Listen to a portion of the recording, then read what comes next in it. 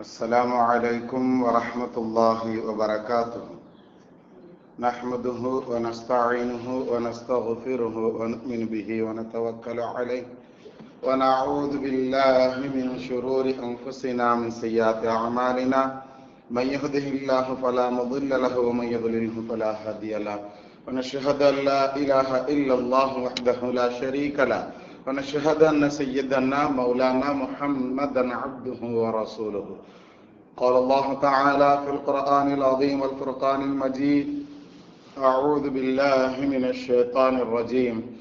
بفضل بسم الله الرحمن الرحيم. وإذ ابتلى إبراهيم ربه بكلمات فأتمهن. قال نبينا صلى الله عليه وسلم: أشد البلاء الأنبياء ثم الصالحون ثم الأمثل فالأمثل. وكما قال عليه الصلاة والسلام وتسليم. صدق الله المولانا العلي العظيم. صدق النبي صلى الله عليه وسلم. رب اشرح لي صدري ويسر لي أمري واحلل عقدة من لساني يفقهوا قولي. سبحانك لا علم لنا إلا ما علمتنا إنك أنت العليم الحكيم. புகழ் அனைத்தும் அல்லாஹ்விற்கே சொந்தம். இருளக தலைவரும் பெருமானார் ரசூலே கரீம் ஸல்லல்லாஹு அலைஹி வஸல்லம் அவர்கள் மீதும் அவர்களை பின்பற்றிய சஹாபாக்கள், தாபியீன்கள், தபா தாபியீன்கள், இமாம்கள், அவுலியாக்கள், ஷஹதாக்கள், நாதாக்கள், சாலிஹீன்கள், குறிப்பாக அங்கு அமர்ந்திருக்கக்கூடிய நம் அனைவர்களின் மீதும் முஃமினான முஸ்லிமான ஆண் பெண் அனைவர்களின் மீதும் அல்லாஹ்வினுடைய சாந்தியும் சமாதானமும் அன்பும் அருளும் பாதுகாப்பும் என்னென்றும் உண்டாவதாக. ஆமீன். 1447வது ஹிஜ்ரி ஆண்டு இது. முதலாவது மாதமான முஹர்ரமுடைய மாதம், பிறை 8 ஜும்மாவினுடைய நாளிலே நாம் அமர்ந்திருக்கிறோம். அல்லாஹ் தஆலா இந்த ஜும்மாவினுடைய அனைத்து நலன்களை அடைந்து கொண்ட நல்லவர்களாகவும் நம் அனைவர்களையும் அல்லாஹ் கபூல் செய்வானாக. நோயற்ற வாழ்வை அல்லாஹ் நம் அனைவர்களுக்கும் நசீபாக்கி தருவானாக. அனைத்து சோதனைகளை வேதனைகளை விட்டும் அல்லாஹ் நம் அனைவர்களையும் காத்தருள் புரிவானாக. திடீர் மரணங்களை விட்டு அல்லாஹ் காத்தருள் புரிவானாக. ஆஸ்பத்திரிகளுடைய செலவுகள் சிரமங்களை விட்டு அல்லாஹ் காத்தருள் புரிவானாக.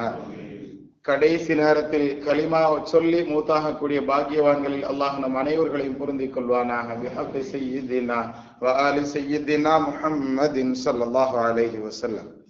என்னிருக்கிற அல்லாஹ் நல்லடியார்களா, நாம் வாசித்து காட்டிய தலைப்பு ஆயத்து. இந்த ஆயத்தில் அல்லாஹ் தஆலா சொல்லக்கூடிய செய்தி, இப்ராஹிம் நபியை நாம் சோதித்தோம் என்று அல்லாஹ் சொல்கிறார். وَإِذِ ابْتَلَى إِبْرَاهِيمَ رَبُّهُ بِكَلِمَاتٍ فَأَتَمَّهُنَّ. சில சட்டங்களை நாம் அவர்களுக்கு கொடுத்து அந்த சட்டங்களை பரிபூர்ணமாக நடக்கும்படி நாம் என்ன செஞ்சோம், அவங்கள சோதிச்சோம் அப்படின்னு சொல்லி அல்லாஹ் சொல்லி தருவார் அந்த வசனத்துல. இது பிரபல்யமாக துல்ஹஜ் மாசத்துல எல்லாரும் பெரும்பகுதி சொல்லுவாங்க.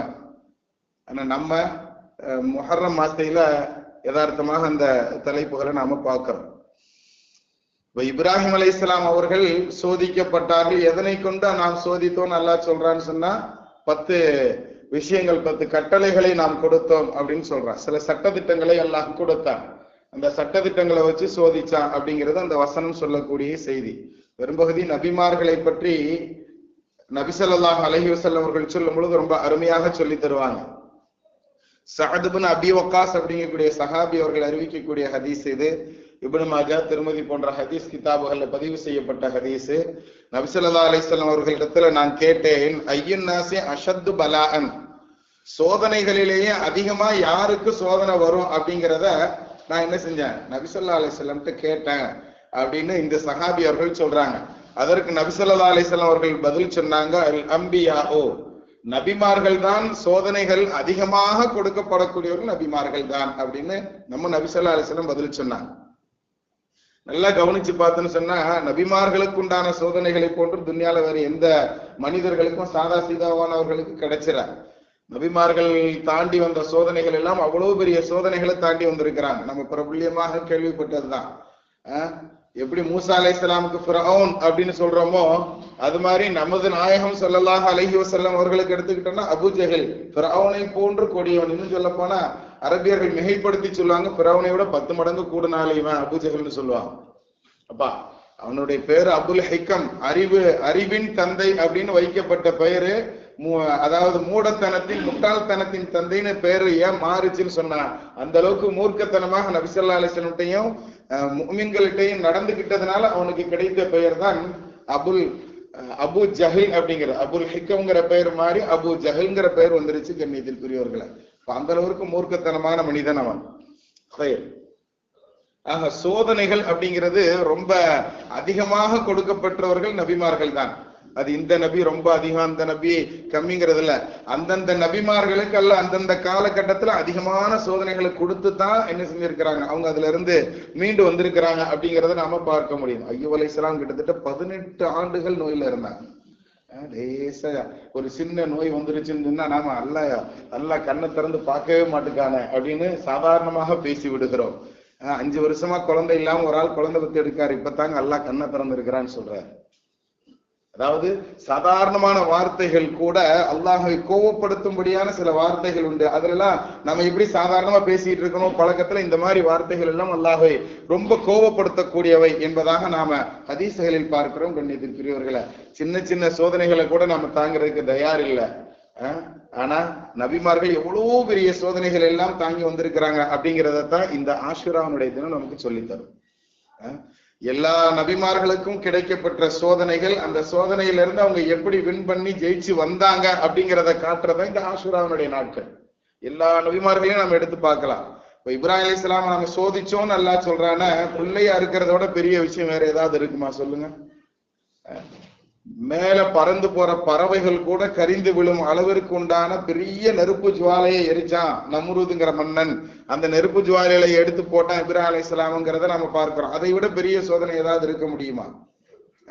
கண்கூடாக நெருப்பை பார்த்துட்டு தைரியமா அதுக்கு முன்னாடி போய் நீ என்னை போடு பாப்போன்னு சொல்லி நிக்கிற அளவிற்கு உண்டான அந்த தெம்பும் திராணியும் நம்மகிட்ட யார்கிட்டயாவது இருக்கா? ஆனா நபிமார்கள் அதை எல்லாம் தாண்டி வந்திருக்கிறாங்க. நபிமார்கள் எல்லாம் அதை தாண்டி வந்திருக்கிறாங்க. பாயர் கொடுக்க பார்க்கிற பைசா சுபஹானல்லாஹ்.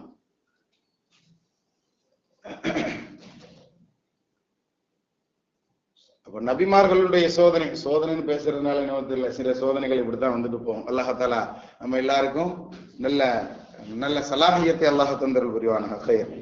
கண்ணியமானவர்களை, அப்ப இது மாதிரி ஆனா இந்த ஆயத்துல சொல்லப்படக்கூடிய சோதனை அப்படிங்கிறத நாம பார்த்தோம் அப்படின்னு சொன்னா, அல்லாஹ் எதை சோதித்தான் அப்படிங்கிறத பார்க்கும்போது இப்னு அப்பாஸ் ரலியல்லாஹு தஆலா அவர்கள் சொல்லும் பொழுது ரொம்ப அருமையாக சொல்லித்தரக்கூடிய ஒரு செய்தி. அதாவது 10 விஷயங்கள், அந்த 10 விஷயங்களை இப்ராஹிம் அலைஹிஸ்ஸலாம் அவர்களுக்கு அல்லாஹ் தஆலா ஃபர்லாக ஆக்கினான். கலிமாத்தின் அப்படின்னு அந்த ஆயத்துல அல்லாஹ் சொல்லக்கூடிய வசனம், சில கட்டளைகளை கொடுத்து அவர்களை நாம சோதித்தோம். அல்லாஹ் சோதிச்சான், அந்த 10 கட்டளைகளை நிறைவேற்றும்படியாக சோதித்தான் அப்படின்னு சொல்லி இப்னு அப்பாஸ் ரலியல்லாஹு தஆலா அவர்கள் சொல்லி தருவாங்க. அந்த 10 கட்டளைகள் என்ன அப்படிங்கிறத சொல்லும் பொழுது நாம போர்டுல எழுதி போட்டிருக்கோம். போன வாரம் ஜும்மாலேயே அந்த விஷயத்தை நாம எழுதி போட்டோம். அல்லாஹ் தஆலா என்ன செஞ்சான்னா, 5 கட்டளைகள் தலைக்கு மட்டும் செய்ய வேண்டியது, மிச்ச 5 கட்டளைகள் உடல் முழுவதற்கும் செய்ய வேண்டியதுன்னு சொல்லி தலைக்குண்டான 5 கட்டளைகள்ல முதல்ல மீசையை வெட்டுறது. இன்னைக்கு நிறைய பேர் பார்த்தோம்னு சொன்னா, நாம் முறுக்கு மீசை வைப்பதை நமக்கு கம்பீரமாக நாம் நினைத்து கொண்டு இருக்கிறோம். நமக்குண்டான மீசையை ஆண்களுக்குண்டான அடையாளமாக நாம் வைத்துக் கொண்டு இருக்கிறோம். இல்லன்னு இல்ல, தப்பு இல்ல. ஆனால் அதை எப்படி வைக்கணும், எந்த அளவுல வைக்கணுங்கிறத நமக்கு நபி ஸல்லல்லாஹு அலைஹி வஸல்லம் சொல்றாங்க. அது மட்டுமல்ல, இந்த மீசை அப்படிங்கிறது நமக்கு இப்ராஹிம் அலைஹிஸ்ஸலாமுக்கு அல்லாஹ் தஆலா அதை வெற்றதை ஃபர்லாக வச்சிருந்தான் அப்படிங்கிறதா நமக்கு இந்த ஆயத்தினுடைய சட்டமாக இருக்கு. இப்ப மீசையை பத்தி நமக்கு நபி சொல்லுவாங்க, அந்த உதட்டினுடைய மேல் விளிம்பு இருக்கு பாருங்க, அந்த விளிம்பை விட கீழே வராம நாம மீசையை வச்சுக்கிடணும். இந்த மீசைக்கு பேர் குடிகாரன் அப்படின்னு அரபியில பேர் சொல்லுவாங்க. நாம எந்த பானத்தை குடித்தாலும் முதலில் குடிப்பது நாமல்ல, மீசை தான் குடிக்குமா. எப்ப அந்த விளிம்பை விட கீழே இருந்துச்சுன்னு சொன்னா அதுதான் முதலில் குடிக்கும். நம்மளுடைய உடம்புல உண்டான அனைத்து கெட்ட காத்துக்களும் வெளியே வரக்கூடிய பகுதி மூக்கு வழியே தான், மூக்கு துவாரத்து வழியே தான் வெளியே வரும். கார்பன் டை ஆக்சைடாகத்தான் வெளியே வரும். அப்படி வெளியே வரக்கூடிய காற்று மீசையில பட்டு பட்டு எல்லாம் அதுல தேங்கி நிற்கும், அந்த அழுக்குகள் எல்லாம். அதோட நாம குடிக்கிற பானத்துக்குள்ள போய் அந்த மீசை விழுந்துச்சுன்னு சொன்னா எல்லா பானமும் கெட்டு விடுங்கிறதுனால நமக்கு நபி ஸல்லல்லாஹு அலைஹி வஸல்லம் ரொம்ப அருமையாக சொல்லி கொடுத்திருக்கிறாங்க, விளிம்புக்கு கீழே மீசை வராம அதை கரெக்டா கத்திரிச்சுக்கோங்க அப்படிங்கிறது. இது இப்ராஹிம் அலைஹிஸ்ஸலாமுக்கு ஃபர்து, நமக்கு நபி ஸல்லல்லாஹு அலைஹி வஸல்லம் சுன்னத்தாக ஆக்கி தந்திருக்கிறாங்க. சரி, 2வது விஷயமாக நாம பார்த்தோம் அப்படின்னு சொன்னா, வாய் கொப்பளிக்கிறது யதார்த்தமாக நபி ஸல்லல்லாஹு அலைஹி வஸல்லம் அவர்கள் எல்லா நேரங்களிலும் வாய் கொப்பளிக்கிறது அப்படிங்கறது ஒரு தனி விஷயமா சொல்லி கொடுத்திருக்கிறாங்க. சாப்பிடுறதுக்கு முன்னாடி கை வாய் கழுகுவதை நபி ஸல்லல்லாஹு அலைஹி வஸல்லம் என்ன செஞ்சிருக்கிறாங்க, தனியா சுன்னத்தாக்கி கொடுத்திருக்கிறாங்க சாப்பிடுறதுக்கு முன்னாடி. ஆனா நிறைய பேர் இருக்கிற பசியில என்ன செய்யறது இல்ல, கையெல்லாம் கழுவுறது இல்ல. இப்ப அது கை கழுக வேண்டாங்கிறதுனால ஸ்பூன் வச்சு சாப்பிடுற பழக்கத்துக்கு எல்லாம் வந்துட்டோம். ஆனா அது மத்மது அப்படிங்கறதுல வது அப்படின்னு சொன்னா அதுக்கு அரபியில இன்னொரு அர்த்தம் உண்டு. வாயும் கையும் கழுகுவதற்கு மட்டும் வது என்பதாக அரபி பதம் பயன்படுத்தப்படும். உது அப்படின்னு சொன்னா நம்ம தொழுகைக்கு செய்யக்கூடிய அந்த எந்தெந்த உறுப்புகளை எல்லாம் நபி கழுவ சொன்னாங்களோ அதற்கு பெயர் உது என்பதாக சொல்லுவோம். அதுல வாவுக்கு ஜபர் வச்சு வது அப்படின்னு படிச்சா வாயும் கையும் கழுகுவது. இது நபி ஸல்லல்லாஹு அலைஹி வஸல்லம் சாப்பிடுறதுக்கு முன்னாடி வதுவ என்ன செஞ்சிருக்கிறாங்க, சொல்லி கொடுத்திருக்கிறாங்கன்னு ஹதீஸ் கிதாபுகள் நமக்கு சுன்னத்துகள் தெளிவாக சொல்லி தரும். அப்படி பார்க்கும்போது கையையும் வாயையும் கழுகிட்டு தான் சாப்பிடணும் அப்படிங்கறத நம்ம தெரிந்து கொள்ளணும். கண்ணியத்திற்குரியவர்களே, இது மாதிரி வாய் கழுகுற விஷயங்கள் நிறைய இடங்கள்ல நமக்கு நபி ஸல்லல்லாஹு அலைஹி வஸல்லம் சொல்லி கொடுத்திருக்கிறாங்க. இது 2வது ஃபர்து இப்ராஹிம் நபிக்கு, நம்ம நபி நமக்கு அதை சுன்னத்தாக ஆக்கி கொடுத்திருக்கிறாங்க. 3வது விஷயம் எடுத்துக்கிட்டோம்னு சொன்னா பல்லு தேய்க்கிறது, மிஸ்வாக் பண்றது. இன்னைக்கு மிஸ்வாக் அப்படிங்கிறது ஒரு குறிப்பிட்ட சிலர்கள் மட்டும் பயன்படுத்தப்படுற மாதிரி நாம என்ன செஞ்சிட்டோம், ஒதுக்கி வச்சுட்டோம். அது அப்படி அல்ல. நாம் முஸ்லிம்களாக இருக்கக்கூடிய எல்லோரும் பயன்படுத்த வேண்டிய ஒரு விஷயம். அதை என்ன செய்யணும்னா ஒவ்வொரு வக்துக்கும் நபி ஸல்லல்லாஹு அலைஹி வஸல்லம் பல்லு விளக்கி இருக்கிறாங்க, மிஸ்வாக்கை வச்சு தேய்ச்சிருக்கிறாங்கன்னு நாம பாக்குறோம். இன்னைக்கு மிஸ்வாக்குங்கிற பேர்ல பேஸ்ட் வந்துட்டதுனால அந்த பேஸ்ட வச்சு வளர்க்கறது சுன்னத்தின் விளங்கிக்கிற அளவுக்கு தான் நம்மளுடைய தீனினுடைய பற்றுகள் நம்மளிடத்துல இருக்கிறது. கண்ணியத்திற்குரியவர்களை, நபி ஸல்லல்லாஹு அலைஹி வஸல்லம் மௌத்தா போறதுக்கு முன்னாடி கடைசியாக சொன்ன வார்த்தை அன ரஃபீகுமுல் அலா, நான் என்னுடைய நண்பனை பார்க்க போறேன் அப்படிங்கிற வார்த்தையை கடைசியா சொன்னாங்க. ஆனா அதுக்கு முன்னாடி மிஸ்வாக்கு செஞ்சாங்கன்னு ஹதீஸ்ல வரும். அவர்கள் உதிர்த்த கடைசி வார்த்தைகள் ஒரு சில, அதுல பெண்கள் விஷயத்துல ரொம்ப கவனமா இருந்துக்குங்க, தொழுகை விஷயத்துல ரொம்ப கவனமா இருந்துக்குங்க அப்படின்னு சொல்லிட்டு கடைசியாக அவர்கள் சொன்ன வார்த்தை என்ன ரஃபீகுமுல் அலா அப்படின்னாங்க. அதுக்கு முன்னாடி ஆயிஷா மாட்ட மிஸ்வாக்க சவச்சு கொடுத்து அத தங்களுடைய வாயால தங்களுடைய கையால தங்களுடைய வாயில் பற்களில் தேய்த்து கொண்டார்கள் அப்படிங்கறத நம்ம ஹதீஸ்கள்ல பார்க்கணும். சுன்னா அது நமக்கு இப்ராஹிம் அலைஹிஸ்ஸலாமுக்கு ஃபர்லாக இருந்தது, நமக்கு நபி ஸல்லல்லாஹு அலைஹி வஸல்லம் சுன்னத்தாக ஆக்கியிருக்கிறாங்க. மொத்தம் எத்தனை சொல்லியிருக்கோம்? 3 சொல்லி இருக்கிறோம். ஃபர்ஸ்ட் மீசையை வெட்டுறது, 2வது வாய் கொப்பளிக்கிறது, 3வது மிஸ்வாக்கு செய்யறது, 4வது நாசிக்கு தண்ணீர் செலுத்தி சுத்தம் பண்றது. இது இப்ராஹிம் அலைஹிஸ்ஸலாமுக்கு ஃபர்லாக இருந்த விஷயம். எப்பொழுதுமே அதாவது அது வரைக்கும் பழக்கத்தில் இல்லாத ஒரு விஷயத்தை அல்லாஹ் கடமையாக ஆக்கும் பொழுது ஃபர்து அப்படிங்கிற அடிப்படையில வச்சுதான், அதை கட்டாய கடமை அப்படிங்கிற அடிப்படையில வச்சுதான் கொண்டு வருவான். அப்படி உண்டான சின்ன விஷயங்களுக்கெல்லாம் நாசிக்கு தண்ணீர் செலுத்தி சுத்தம் செய்யறத ஃபர்லாக இப்ராஹிம் அலைஹிஸ்ஸலாம் அவர்களுக்கு கொடுக்கப்பட்டது. நம்ம நபி ஸல்லல்லாஹு அலைஹி வஸல்லம் உது செய்யும் போது எப்படி மூக்க சுத்தம் செய்யணுங்கிறத சொல்லும் பொழுது இடது கையினுடைய சுண்டு விரல் வச்சு மூக்கினுடைய அழுக்குகளை எல்லாம் எடுத்து சுத்தம் செய்யணும் அப்படிங்கறதை நமக்கு மூக்குக்குள்ள உண்டான அழுக்கை பற்றி நம்ம எப்படி சுத்தம் செய்யணுங்கிறத கூட ஹதீஸ் கிதாபுல் சுன்னாக்கள் நமக்கு சொல்லித்தரும். மூக்கு மேல கோபம் வருது அப்படின்னு சொல்லுவோம் இல்லையா நம்ம பழக்கத்துல, கோபத்தை தூண்டக்கூடிய இப்லீஸ் தங்கும் இடம் ஒண்ணு பாத்ரூம், இன்னொன்னு மூக்குங்கிறதையும் நமக்கு ஹதீஸ்கள் சொல்லி தரும். அதனாலதானே இன்னமும் தெரியல நாசிக்கு நீர் செலுத்தி சுத்தம் செய்யணும் அப்படிங்கறத நமக்கு நபி ஸல்லல்லாஹு அலைஹி வஸல்லம் சொல்லி தர்றாங்க. நாசிங்கிறது மூக்குக்கு சொல்ற வேண்டிய ஒரு பெயர். மூக்குக்குள்ள தண்ணி போட்டு நல்ல விதத்துல சிந்தி சுண்டு விரலை வச்சு சுத்தம் செஞ்சுட்டு திரும்ப 2 முறை நாசிக்கு தண்ணீர் போட்டு சுத்தம் செய்யறது அப்படிங்கிற இந்த 3 முறை மூக்குக்கு தண்ணீர் போட்டு சுத்தம் செய்தல் அப்படிங்கிறத நமக்கு நபி ஸல்லல்லாஹு அலைஹி வஸல்லம் சுன்னத்தாக்கி இருக்கிறாங்க. ஆனா இப்ராஹிம் அலைஹிஸ்ஸலாமுக்கு இது ஃபர்து. கடைசியாக 5வது விஷயமாக பார்த்தோம்னா தலைக்கு செய்ய வேண்டியதுல நேர் வகையிட எடுத்து நபி ஸல்லல்லாஹு இப்ராஹிம் அலைஹிஸ்ஸலாம் தலை செய்வறத தலையை 2 பகுதிகளாக பிரித்து தலையினுடைய முடிகளை அந்த 2 பகுதிகளையும் சரியான முறையில அழகுபடுத்தி வைத்துக் கொள்வது, அதனை பாதுகாத்து கொள்வது அப்படிங்கிறத இப்ராஹிம் அலைஹிஸ்ஸலாமுக்கு ஃபர்து, நம்ம நபி ஸல்லல்லாஹு அலைஹி வஸல்லம் நமக்கு சுன்னத்தாக ஆக்கி தந்திருக்கிறாங்க. எண்ணெய் தேய்க்கிறதுல கூட நான் ஆரம்பங்களை சொல்லி கொடுத்திருப்பேன். எண்ணெய் தேய்க்கும் பொழுது முதல்ல இடது கையில ஊத்திக்கிடணும், களிமா விரலை வச்சு அதுல தொட்டு முதல்ல வலது புருவத்துக்கு தடவணும், 2வது இடது புருவத்துக்கு தடவணும், அடுத்து மீசை வலது மீசைக்கு தடவணும், 2வது இடது மீசைக்கு தடவணும். மீசையே இல்லாம வலிக்க கூடாதுங்கிறதை நம்ம அதுல இருந்து புரிஞ்சுக்கிடலாம். நல்லா கவனிச்சோம்னா மீசை இருக்கணும், அதே சமயம் அந்த மீசை அந்த உதட்டுக்கு கீழே வராம பாத்துக்கிடணுங்கிறதா நமக்கு சுன்னாக்கள் சொல்லி தரக்கூடிய விஷயம். அப்ப வலது மீசைக்கு தடவணும், 2வது இடது மீசைக்கு, அடுத்து திரும்ப எண்ணெயில கை வச்சு திரும்ப வலது தாடிக்கு தடவணும், அடுத்து இடது தாடிக்கு தடவணும், அதுக்கடுத்து 2 கைகளையும் நல்ல முறையில ஒன்றாக தேய்த்து கொண்டு வலது பகுதி முடிகள் தலைமுடிக்கு தடவணும், ரெண்டாவது இடது தலைமுடிக்கு தடவணும். நடுவகடு எடுத்து சீவுறத இப்ராஹிம் அலைஹிஸ்ஸலாமுக்கு ஃபர்லாகவும் நம்ம நபி ஸல்லல்லாஹு அலைஹி வஸல்லம் சுன்னத்தாகவும் அல்லாஹ் கொடுத்திருக்கிறாங்கிறது நமக்கு தலைக்கு செய்ய வேண்டிய 5 கடமைகள். இந்த 5 கலிமாக்களை கொண்டு இப்ராஹிமை நாம் சோதித்தோம். இன்னொரு 5 கலிமா உடம்பு முழுசுக்கும் செய்யறது. உடம்பு முழுவதுக்கும் வர்றதுல விரல்களினுடைய நகங்களை எல்லாம் வெட்டுவது அப்படிங்கறத நமக்கு என்ன செஞ்சிருக்கிறாங்க, ஒரு சுன்னத்தாக நபி ஸல்லல்லாஹு அலைஹி வஸல்லம் சொல்லி தர்றாங்க. ஆனா இப்ராஹிம் அலைஹிஸ்ஸலாமுக்கு அது ஃபர்லாக இருந்தது. அதுல நிறைய கருத்து வேறுபாடுகள் இருந்தாலும் பிரபல்யமான கருத்து என்னன்னு சொன்னா, ஃபர்ஸ்ட் எந்த விரல்ல இருந்து ஆரம்பிக்கணும் பொழுது ஆள்காட்டி விரல் சொல்லும் இல்லையா வலதுகை, அதுல ஆள்காட்டி விரல் கலிமா விரல்ல இருந்து நம்ம என்ன செய்யணும் ஆரம்பிக்கிற. எப்படி தொழுகையில அஷ்ஹது அல்லா இலாஹா சொல்லும் போது அந்த விரலை வச்சு அந்த கலிமா சொல்லும் போது உயர்த்துறதுனால கலிமா விரல்னு அந்த விரலுக்கு பெயர் உண்டு. அப்ப இந்த வலது கையினுடைய கலிமா விரலை முதல்ல வெட்டுறது, நகம் வெட்டுறது, 2வது நடுவிரல் வெட்டுறது, 3வது மோதிர விரல் வெட்டுறது, 4வது சுண்டு விரல் வெட்டுறது, 5வது இடது கையினுடைய சுண்டு விரலுக்கு வந்துடுறது. அப்படியே வரிசையா மோதிர விரல், அடுத்து நடுவிரல், அடுத்து இடது கையினுடைய ஆள்காட்டி விரல், அடுத்து இடது கையினுடைய கட்ட விரல், கடைசியாக வலது கையினுடைய கட்ட விரல். இது நபி எந்த விதங்களில் நகம் வெட்டினார்கள் அப்படிங்கிற கருத்துல இது பிரபல்யமான கருத்துங்கிறனால இதை எல்லாரும் என்ன செய்யறாங்க, முன்மொழிகிறாங்க, இப்படி வெட்டிக்கிடலாம் அப்படின்னு சொல்லி.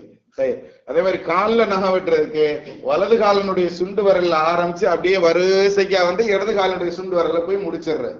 புரியுதுங்களா? ஃபர்ஸ்ட் சுண்டு விரல் அப்படியே வரிசைக்கா வந்து கட்ட விரல் வலது காலுக்கு, அடுத்து இடது காலனுடைய கட்ட விரல்ல ஆரம்பிச்சு அப்படியே இடது காலனுடைய சுண்டு விரல்ல போய் முடிக்கிறது. இப்படி கரெக்டாக இது கால்களினுடைய நகம் வெட்டும் முறை, அதே மாதிரி கைகள்ல நகம் வெட்டும் முறை, இப்படிங்கிறத நமக்கு சுன்னாக்கள் ஹதீஸ்கள் நமக்கு கற்றுத்தரும் கண்ணியவான்களை. இது உடம்புகளுக்கு செய்ய வேண்டிய விஷயங்கள்ல முதலாவது விஷயம். இதுல 2வதாக நாம பார்த்துக்கிட்டோம்னு சொன்னா ஹத்தனா பண்றது. ஹத்தனா பண்றது அப்படிங்கிறது இப்போ ஒரு பெரிய சடங்கு மாதிரி ஆக்கப்பட்டு விட்டதோ அப்படிங்கிற ஒரு பயம் ஆரம்ப காலங்களில் இருந்தது. ஆனா இப்ப கொஞ்சம் விழிப்புணர்வாக இருக்கிற மக்கள், ஆனா இருந்தாலும் அதுல கொஞ்சம் சடைவுகள், அதுலயும் கொஞ்சம் அசம்பந்தங்கள், ரொம்ப கவனக்குறைவுகள், அசால்ட்டுத்தனங்கள் நம்மளிடத்துல இருக்கிறது. அதை 7வது நாள் செய்யறது ரொம்ப விருப்பமான சுன்னத்துகள்ல ஒன்று அப்படிங்கிறதை நாம தெரிந்து கொள்ளணும் கண்ணியத்திற்குரியவர்களை. அடுத்து 3வது விஷயம், உடம்புகளுக்கு செய்ய வேண்டிய விஷயங்களை நாம பார்த்தோம்னு சொன்னா மர்ம உறுப்பை சுத்தி உண்டான முடிகளை அகற்றுதல் அப்படிங்கிறது அது ஒரு தனி சுன்னத். இன்னைக்கு அதுல ரொம்ப கவனமாக இருக்கணும். இந்த நாம சொல்ல வேண்டிய இந்த விஷயங்களை எல்லாம் இந்த 10 சுன்னத்துகளும் 40 நாளைக்கு ஒரு முறையாவது குறைந்தபட்சத்துல நாம செஞ்சிடணுங்கிறத நமக்கு என்ன செய்யறாங்க சொல்லு. அப்ப ஹத்தனா பண்றதை 40 நாளைக்கு ஒரு தடவை பண்ணணுமான்னு விளங்கி கிடக்கூடாது. ஏன்னா சிலர்கள் குதர்க்கமாக கேள்வி கேட்கறவங்களும் இருப்பாங்க. எதாவது முகத்துக்கு இந்த தாடியை ஒதுக்குறது விஷயம், அந்த மீசை நம்ம சொன்ன பாருங்க, மீசையோடு சேர்ந்து தாடியை வளர்த்தல், அதுல அழகாக வளர்த்தல், கம்பீரமாக இருக்கிற அந்த தோற்றத்தோட நம்ம தாடியை வச்சுக்கணும். அலிநாயகத்துக்கு சொல்லுவாங்க நபி ஸல்லல்லாஹு அலைஹி வஸல்லம், முகத்துல ரொம்ப படர்ந்து இருக்கக்கூடிய முடிகளை எல்லாம் சரி செஞ்சுக்கோங்க, தாடியை தாடையில வைக்கிறது தான் அழகு.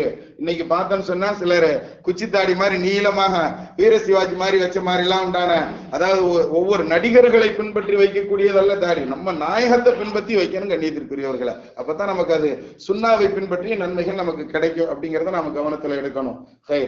அடுத்து ஹத்தனாவுக்கு அப்புறம் அதே மாதிரி மர்ம உறுப்பை சுத்தி உண்டான முடிகளை எடுக்கிறது. 4வதாக உடம்புக்கு செய்ய வேண்டிய விஷயங்களை பார்த்தோம்னா அக்குள் முடிய பிடுங்கிறது அப்படிங்கிறத நபி ஸல்லல்லாஹு அலைஹி வஸல்லம் சொல்லி தருவாங்க. இன்னைக்கு நம்ம தகப்பன்களாக இருக்கக்கூடியவர்கள் நிறைய நம்ம பிள்ளைகளுக்கு கத்துக் கொடுக்காத விஷயம்னா இதுவும் அது ஒண்ணு. பருவ வயதை அடைகிறதுக்கு ஆரம்பமாகும் பொழுது பிள்ளைகளுக்கு பூச்சி முடி கம்கட்ல வரும், பொசு பொசுன்னு இருக்கு சிகப்பு கலர்ல. அந்த மாதிரி முடிகள் வரும் பொழுது அதை நான் பிடுங்கணும், அதை பிடுங்கிட்டோம்னு சொன்னா அடுத்து பெரியவர்களாக ஆகும்போது நம்ம சேவ் பண்ணணுங்கிற அவசியம் கூட கிடையாது. அப்படிங்கறத கூட நமக்கு என்ன செய்யுது, சுன்னாக்கள் நமக்கு நபி ஸல்லல்லாஹு அலைஹி வஸல்லம் தெளிவாக அந்த வார்த்தை பிடுங்குதல்ங்கிற வார்த்தையை சொல்லி கொடுத்திருக்கிறாங்க. அதை நம்ம ஃபாலோ பண்ணிக்கிடணும். அடுத்து கடைசியாக உண்டான விஷயம், ஆரம்ப காலம் இப்ராஹிம் அலைஹிஸ்ஸலாம் அவர்களுடைய காலம் வரைக்கும், நம்ம நபி ஸல்லல்லாஹு அலைஹி வஸல்லம் காலம் வரைக்கும் கற்கள் வைத்து சுத்தம் செய்யக்கூடிய பழக்கங்கள் இருந்தது.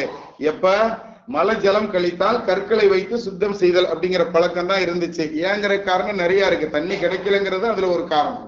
புரியுதுங்களா? அப்ப இப்ராஹிம் அலைஹிஸ்ஸலாமுக்கு அல்லாஹ் தஆலா எப்படி அதை ஃபர்லாக்கினான்னு சொன்னா, அதை கட்டாயம் மலை ஜலம் கழித்தால், 2 பாத்ரூமோ அல்ல 1 பாத்ரூமோ போனா தண்ணி வச்சுதான் சுத்தம் செய்யணுங்கிறத அவர்களுக்கு உண்டான சட்டமாக கொண்டு வரப்பட்டது. கண்ணியத்திற்குரியவர்களே, அதை நமக்கு நாயகம் ஸல்லல்லாஹு அலைஹி வஸல்லம் அவர்களும் வலியுறுத்தி சொல்லி தந்திருக்கிறாங்கிறது தான் யதார்த்தமான விஷயங்கள். இது மாதிரி சின்ன சின்ன விஷயங்களை நாம் பரலாக ஆக்கி இப்ராஹிம் அலைஹிஸ்ஸலாமை சோதித்தோம்னு சொல்றான். ஆனா நமக்கு நபி ஸல்லல்லாஹு அலைஹி வஸல்லம் அதை லேசாக்கி சுன்னத்தாக ஆக்கி கொடுத்திருக்கிறாங்க. எல்லாத்தையும் பின்பற்றலாமா? அல்லாஹ் தஆலா பின்பற்றக்கூடிய பாக்கியவான்களை நம்மை கபூல் செய்வானாக. எப்படி நபிமார்களுக்கு இந்த ஆஷூரா தினம்ங்கிறது ஒரு விடுதலை தினமாக அமைந்ததோ, அது போன்று நம்மளுடைய கஷ்ட நஷ்டங்களுக்கு எல்லாம் விடுதலையாக இந்த ஆஷூராவை எல்லாம் ஆக்கி வைப்பானாக. சனி ஞாயிறு 2 நாள் நோன்பு வைக்கிறது ரொம்ப ஏற்றமான சுன்னத்து. இந்த ஆஷூராவுடைய சுன்னத்து வைக்கலாமா இன்ஷா அல்லாஹ்? நாளை சனிக்கிழமையும் நாளை மறுநாள் ஞாயிற்றுக்கிழமையும். ரொம்ப முடியாதவங்க ஞாயிற்றுக்கிழமை ஒரு நாள் மட்டுமாவது வைப்பதற்கு முயற்சி செய்யணும். வைங்க, ரொம்ப அல்லாஹ் தஆலா சிறப்பாக்கி தருவான். அஸ்ஸலாமு அலைக்கும் வரஹ்மத்துல்லாஹி வபரகாத்துஹு. சுன்னத்துல்லாதவர்கள் தொழுது கொள்ளுங்கள்.